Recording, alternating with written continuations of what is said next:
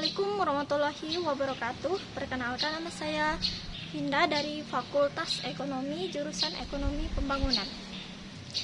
Di sini saya akan menjelaskan tentang mengeksplorasi teks akademik dalam genre makro. Yang pertama, membangun konteks akademik. Teks akademik atau teks ilmiah dapat berwujud dalam berbagai jenis, misalnya buku ulasan buku, proposal penelitian, laporan penelitian, laporan praktikum, dan artikel ilmiah.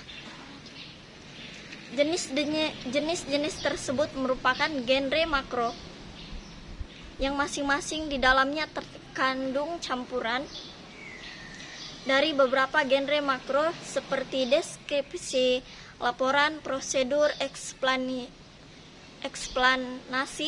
eksposisi, dan diskusi. Genre makro adalah genre yang digunakan untuk menamai sebuah jenis teks secara keseluruhan, dan genre mikro adalah subgenre yang lebih kecil yang terdapat di dalamnya dan dipayungi oleh genre makro tersebut. Beragam genre mikro itu telah Anda pelajari di sekolah menengah pertama, SMP atau madrasah, dan sekolah menengah atas atau madrasah aliyah. Yang kedua, menelusuri dan menganalisis model teks akademik. Teks akademik atau juga yang sering disebut ilmiah berbeda dengan jenis teks non-akademik atau teks non-ilmiah. Teks akademik dan teks non-akademik ditandai oleh ciri-ciri tertentu. Untuk membedakan keduanya, kita harus mengidentifikasi ciri-ciri teks akademik dan teks non-akademik. Perbedaannya dijelaskan secara memadai dengan mengidentifikasi ciri-ciri yang ada.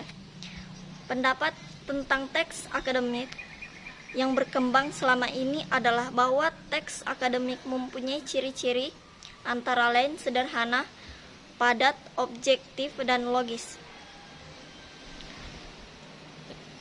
Akan tetapi, selama ini pula terdapat bukti-bukti empiris yang diajukan untuk memberikan penjelasan memadai secara linguistik tentang pengertian sederhana, padat, objektif, dan logis. Akibatnya, ciri-ciri tersebut biasanya hanya dipahami secara naluri tanpa didasari pada data atau teori tertentu. Sebagai insan akademik, tentu harus dapat menjelaskan hal itu secara akademik berdasarkan argumen yang kuat. Sebagai kata-kata sehari-hari, sederhana, padat, objektif, dan logis memang mudah dipahami. Dan yang ketiga, membangun teks akademik secara bersama-sama. Teks akademik yang dipilih untuk pembahasan pada buku ini adalah ulasan buku, proposal, laporan, dan artikel ilmiah. Setiap genre makro itu akan Anda eksplorasi secara lebih mendalam pada bab 2 sampai dengan bab 4. Meskipun genre makro itu mempunyai ciri-ciri khusus, secara umum teks akademik dalam berbagai genre mempunyai ciri-ciri yang sama. Pada bagian ini secara bersama-sama Anda akan menggali sekaligus mengevaluasi lebih jauh ciri-ciri itu. Yang pertama, menggali dan mengevaluasi ciri dari teks akademik dan non-akademik.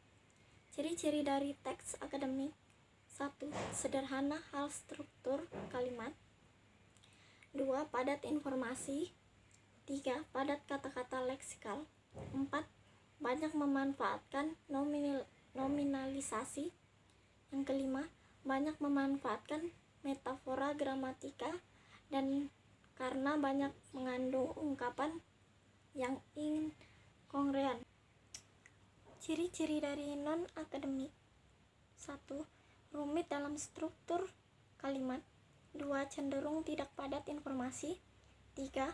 Padat akan kata-kata struktural. 4. Cenderung sedikit memanfaatkan nominalisasi. Kelima, tidak menunjukkan pengakuan eksplorasi sebagai ciri penting. Berikut contoh-contoh dari mengeksplorasi teks akademik dalam genre makro. Yang pertama, ulasan buku, laporan penelitian, laporan praktikum, makalah, artikel, skripsi, dan proposal. Itu saja yang bisa saya sampaikan. Wassalamualaikum warahmatullahi wabarakatuh. Sekian dan terima kasih.